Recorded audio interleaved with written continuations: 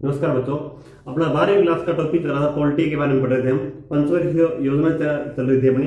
आज की अपनी रहेगी 8वीं पंचवर्षीय योजना। हमने 7 के बारे में पढ़ लिया था।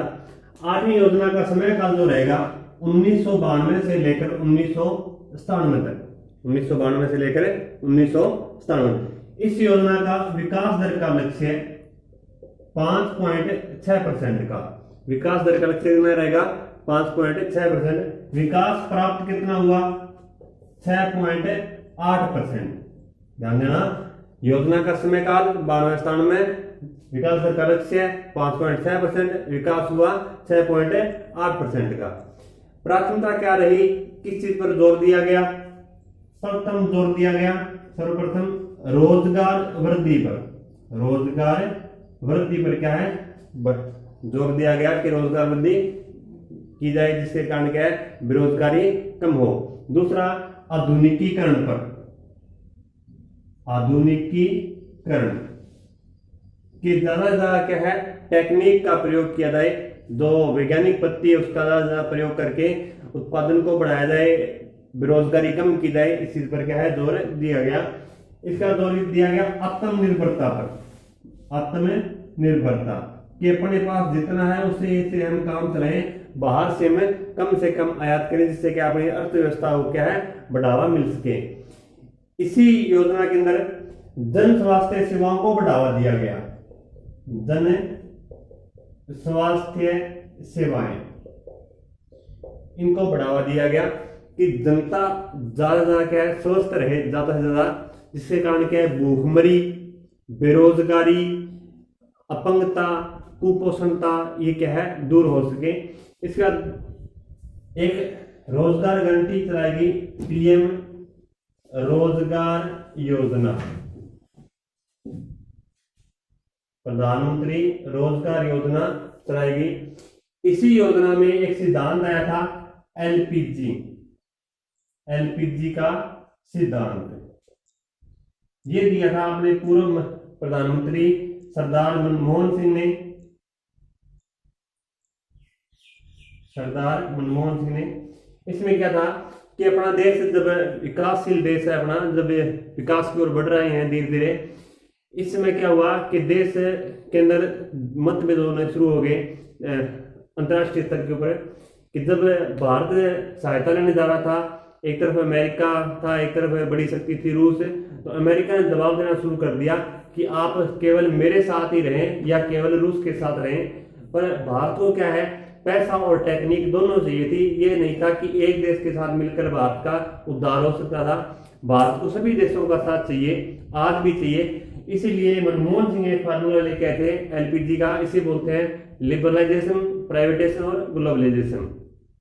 क्या था कि दोनों देशों को साथ मिलकर ही हम अपनी अर्थव्यवस्था को आगे बढ़ा सकते हैं। इसीलिए मनमोहन सिंह को कहा जाता है अपने आर्थिक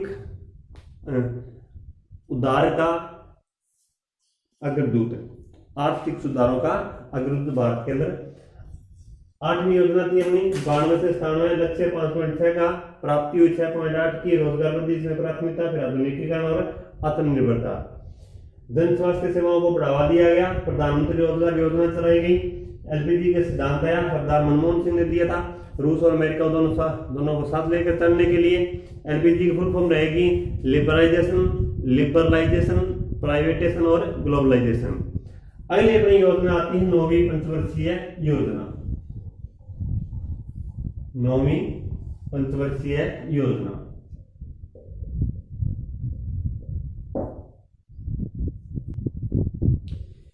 इस योजना का समय काल रहेगा 1997 से लेकर 2002 तक का। इसी योजना के अंदर वैश्विक आर्थिक मंदी आई थी। वैश्विक आर्थिक महामंदी, जो अर्थव्यवस्था डाउन है पूरे विश्व की, वो कौन सी योजना में हुई थी? भारत के हिसाब से देखें तो 9वीं पंचवर्षीय योजना के अंदर। इस योजना में विकास दर का जो लक्ष्य था वो था 6.5% का। मंदी आने के कारण प्राप्ति कुछ कम होती है 5.5% की। इसी योजना में सन 2000 के अंदर दूसरी जनसंख्या नीति लागू होती है। दूसरी जनसंख्या नीति, कि जनसंख्या कंट्रोल नहीं हो रही थी, उसके लिए दूसरी जनसंख्या नीति लागू की गई, पहली की गई थी 1976 के अंदर। इसी योजना के अंदर किस चीज पर बल दिया गया? एक तो मानवीय विकास पर, मानवीय विकास, ये सबसे पहले क्या जरूरी है? मानव का विकास जरूरी है। दूसरा इस पर बल दिया गया न्यायपूर्ण वितरण पर, न्यायपूर्ण वितरण, कि जो आज हम राशन लेके आते हैं, जो अपना गांव में दिया जाता है, जो अपने डिपो होते हैं वहां पर, कि सभी को समान रूप से क्या है वितरण दिया जाएगा। तो तीसरा बल दिया गया समानता पर, समानता पर भी क्या है बल दिया गया। विवाह की उम्र जो मैंने पहले पढ़ी थी कि 18 और 15 कर दी गई। इस योजना के अंदर विवाह की उम्र जो थी वो 21 और 18 कर दी गई, लड़के की 21 और लड़की की 18। तो ये थी अपनी 9वीं पंचवर्षीय योजना। 92 से 97 वैश्विक आर्थिक मंदी आई थी इस योजना में। लक्ष्य रहा 6.5% का, प्राप्ति हुई 5.5% की। जनसंख्या नीति दूसरी लागू होती है 2000 के अंदर। इसमें क्या था कि जनसंख्या कंट्रोल करने के लिए एक चीज और थी, इस योजना में ये कहा गया कि 2035 तक जो है वृद्धि दर स्थिर कर दी जाएगी, परंतु अगली जनसंख्या होती है, जनगणना होती है 2001 के अंदर, उसमें ये आंकड़ा बढ़ के एक दशक आगे आ गया कि 2045 से पहले हम वृद्धि दर को स्थिर नहीं कर सकते, कि जितनी गति से बढ़ रही है उस गति को रोकने के लिए, जितनी बढ़नी चाहिए उतनी लाने के लिए कम से कम 2045 तक का अपने समय हमें लगेगा। इसके बाद मानवीय विकास पर बल दिया गया, न्यायपूर्ण वितरण पर और समानता पर बल दिया गया। विवाह की उम्र कितनी कर देगी? लड़के के लिए 18 और लड़की के लिए 21 है। कम से कम क्या है मैरिज एज होनी चाहिए इतनी।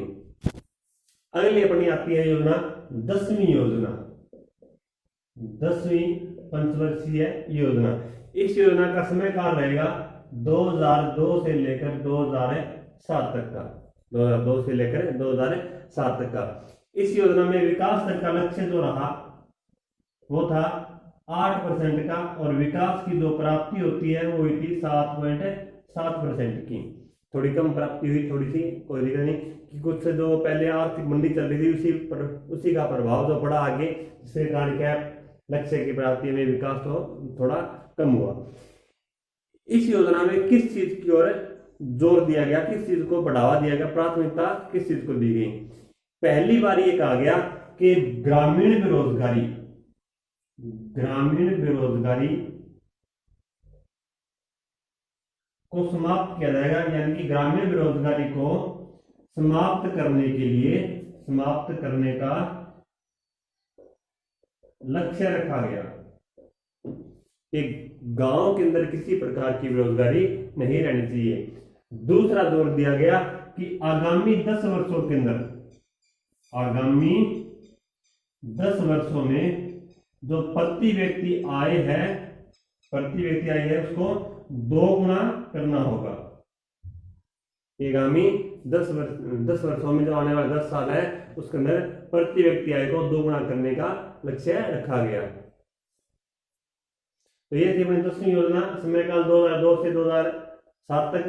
लक्ष्य 8% का विकास दर का लक्ष्य है। विकास दर की प्राप्ति होती है 7.7% की। ग्रामीण बेरोजगारी को समाप्त करने लक्ष्य रखा गया। और दूसरा क्या था, आगामी 10 वर्षों में प्रति व्यक्ति आय को 2 गुना करना। अगली अपनी आती है 11वीं पंचवर्षीय योजना। अगली अपनी आती है 11वीं पंचवर्षीय योजना। 11वीं पंचवर्षीय योजना में अपना समय काल रहेगा 2007 से लेकर 12 तक का। 11वीं पंचवर्षीय योजना का समय काल क्या रहेगा? 2007 से लेकर 12 तक का। इस योजना में विकास दर का लक्ष्य 8.1% और विकास हुआ 7.9%। विकास दर का लक्ष्य और विकास दर की क्या है प्राप्ति। विकास दर का लक्ष्य और विकास दर की प्राप्ति, थोड़ा सा अंतर रहा इसमें।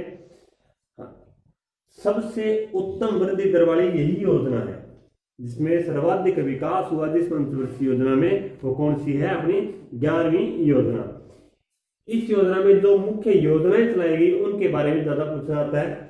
पहला, आम आदमी जीवन बीमा योजना, आम आदमी जीवन बीमा योजना, आम आदमी जीवन बीमा योजना कब चलाएगी? 11वीं पंचवर्षीय योजना में। राजीव आवास योजना, राजीव आवास योजना दूसरी योजना। तीसरी इसमें प्रधानमंत्री आदर्श ग्राम योजना, प्रधानमंत्री आदर्श ग्राम योजना। जैसे पीछे चली थी संसद आदर्श ग्राम योजना, कुछ गांव को गोद लिया था संसदों ने, जिसने हमारे एमपी बने हुए उन्होंने। तो इसी प्रकार क्या था प्रधानमंत्री आदर्श ग्राम योजना की, एक जिले में एक गांव जो है प्रधानमंत्री गोद लेगा और उस गांव का विकास किया जाएगा। तो ये थी अपनी 11वीं पंचवर्षीय योजना 2007 से 12 तक जो चली। लक्ष्य 8.1% का, प्राप्ति 7.9% की।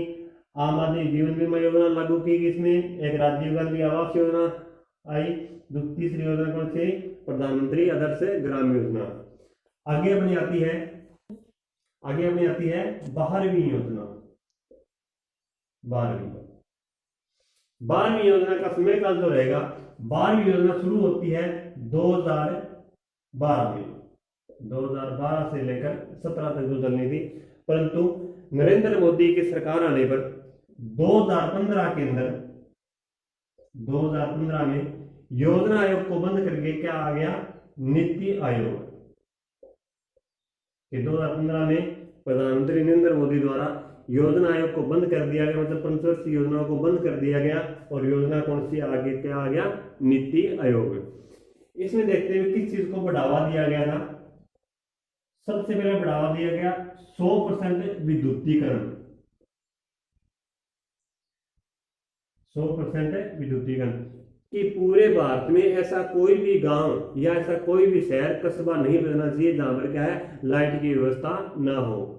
दूसरा इसमें प्रावधान दिया गया 100% शिक्षा का, कि कोई भी ऐसा बच्चा ना छूटे जो 6 से लेकर 14 वर्ष तक का हो और वो प्राथमिक शिक्षा प्राप्त ना कर सके।